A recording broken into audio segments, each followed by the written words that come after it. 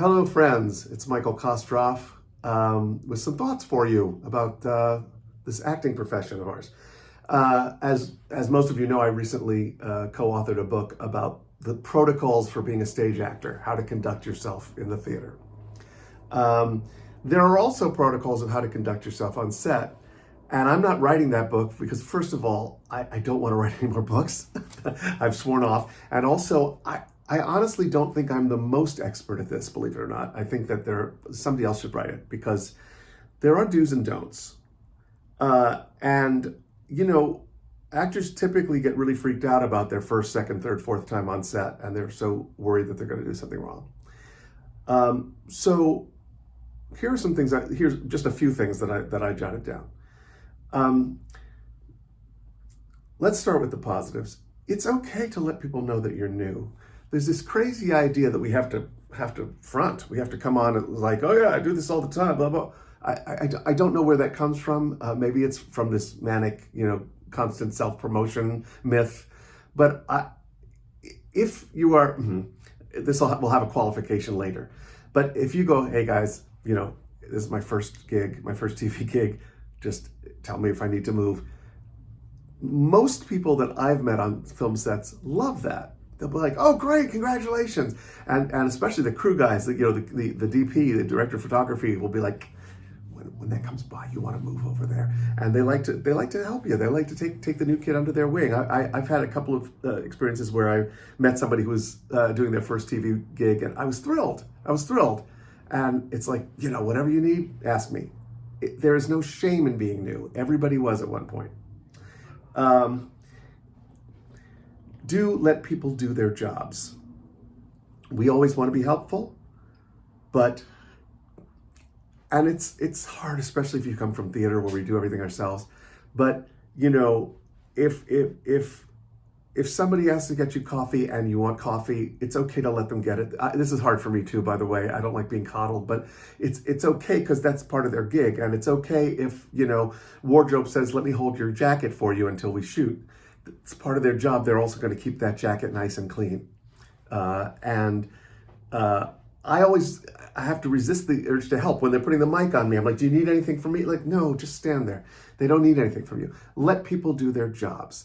Whether that is something that is taking care of you or taking care of their own stuff. Another thing that helps people do their jobs is don't ask a lot of questions of people who are busy, like, why did they put that light there? This is not the time. It's not the time to ask those kinds of questions.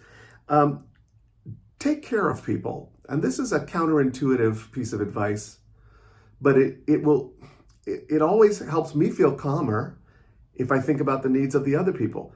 Take care of the series regulars that you're acting with. And one of the ways you can do that is by not being nervous or starstruck. Here's what I have experienced. Part of the job of being famous is you're on when you go out in public, when you're on a talk show, whatever. That's I know that those people have to often be on. When they go to work, my experience has been they just want to roll up their sleeves and work. They don't want to have to calm down somebody who's nervous about working with them. They don't really want to be gushed over or adored or schmoozed. And this is, again, it's probably not always true, but for the most part, that's been my experience. I won't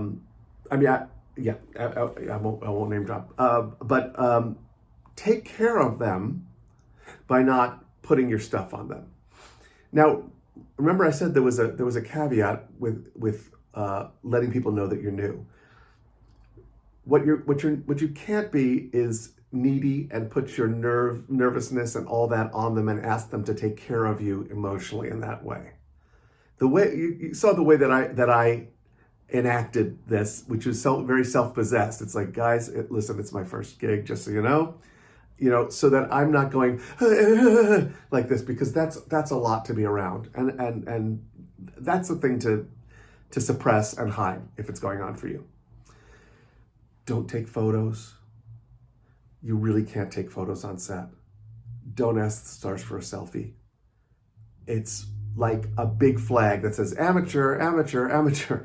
You're really not supposed to take any pictures of the set or any of it. It's all, it's all stuff that the network wants to control in terms of what visuals get out. Certainly can't post it on social media. It's just not cool. And I know people do it. It's kind of like, okay, don't ask if the take was okay. Don't ask, is there something else you need? Was that all right? In film, unlike in theater, if it's great, they mostly don't say anything. They mostly are concerned with, there's other stuff going on. If everything's great, it's just great. Okay, moving on. That means they got it. That means that you don't need to ask for reassurance and you don't need to ask for confirmation that you're okay. I mean, they're very meticulous in casting on film and TV. And so I really want you to give yourself the gift of not re-auditioning in your mind. They picked you. That means you're the right choice. That means whether you feel like it or not, you're the right choice and you can do it.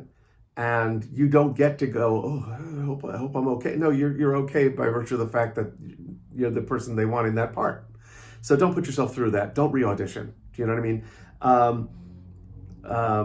Oh, boy, this took me years to learn. I used to spend the entire day hyper vigilant, ready to do my scene. And I'd stay near set so that they didn't have to go get me. And I didn't want to inconvenience them. It's like, I'm right here if you need me, right by set, the whole day, running over my scene so that I was ready to go. And sometimes it was 6 hours or 8 hours or 3 hours. And it took me a long time to learn that my work is better served by letting them come get me when it's time, stay in your trailer, in your pony wagon, in your chair, in your designated area. Again, they know how to do their job of collecting you with plenty of time to get to the set. They come get you early because actors are like, oh yeah, now? Okay, wait, hang on a second, I gotta get my stuff. And they know that it's gonna take a while. I always surprise them because they're like, wow, oh, you're ready? I'm like, yeah, I'm ready, let's go. But they pad that timing so that the crew is not waiting around for actors. You don't have to worry about that. You don't have to be hyper vigilant. You don't have to keep asking, do you need me yet? Do you need me? Don't ask, that's their job, and they can come get you when they need you. You do have to stay where they know you are. That's important. It's the reason that they will always walk you to set. I used to go, oh, I can get there. They're like, no, that's cool. They want to really watch to make sure the actor gets from the holding area or the trailer to the set so that somebody always has eyes on the person. Somebody always knows where the actor is. Try really hard not to apologize. I have learned that there are two things that make other people have to work harder. One of them is apologizing, and the other is asking for permission. So, if you blow a line, you don't need to apologize. This is built into the process. You'll notice that lots of very experienced actors blow lines, and they just do the take again. And also, sometimes it's a crew issue. Sometimes they're like, oh, the boom with the microphone's in the shot, we need to redo it. Or, oh, the dolly didn't move fast enough. So that's part of the process of getting the scene. Now, yes, of course you come to set prepared. I know you will. Of course you're off book. Of course you know the lines. And then everything starts moving around you and there are lights and there's a camera and sometimes you go, what's the line? You don't need to say, I'm sorry, because then somebody has to go, oh, that's okay. Wasting valuable time and energy that you don't need. Okay, I'm gonna name drop. So I watched Glenn Close on set. And I was working with her in a scene and she was talking to me and she missed a line and she just went. And she looked up and then she started the line again, knowing that they can edit in and out of that line, no problem. She did not waste any time going, gosh, I knew it this morning. Sorry, guys. Sorry, everyone. Do we need to go back? She just kept going until they said cut. And sometimes they will say, hang on, go back a few lines.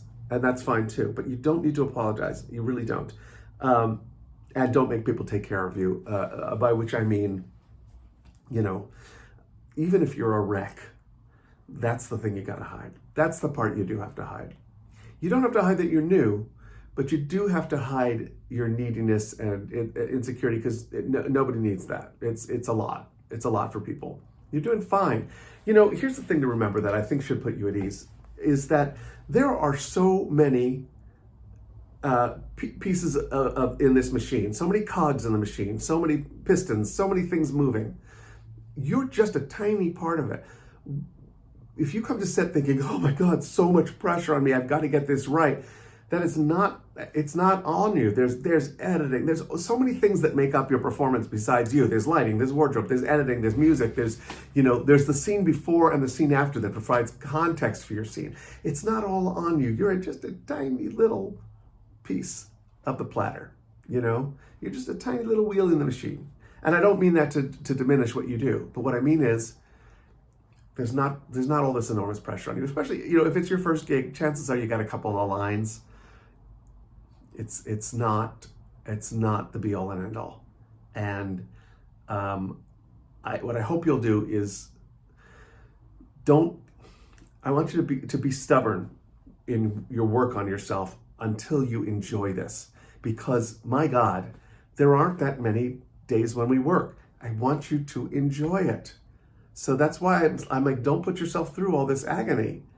Enjoy it. You got picked. You passed the test. You already passed the test. You don't need to walk around worrying that you're gonna screw up and somebody's gonna be mad at you. And it's not like that, Now, having said that, there's nothing that's always true. I'm thinking of one director I worked with who was just horrible to everybody. And then what can you do? What can you do? It's gonna happen. But mostly not. Mostly not. In fact, here's a little trade secret. If you're guest starring on a show or doing a co-star on a show that's been running a few years, there is at least a possibility that the series regulars have become the bigger pain in the ass, because I've seen series regulars, you're ready to shoot and they're like, then they want to talk about the dialogue and say, I'm wondering, I don't know about this line. And they want to have a whole meeting and it's putting everybody behind schedule. And, just by showing up and knowing your lines and not prompting a huge conversation, they're going to be appreciative of you, I hope that's helpful to you folks. Listen, a lot of you don't need today's message because you're old pros at this, but listen, some of you are still waiting for your first job, and I hope that this will make that a less fraught experience for you. I'll be back next week, and we'll talk about more stuff, because it's what we do. All right, friends, see you then. Bye.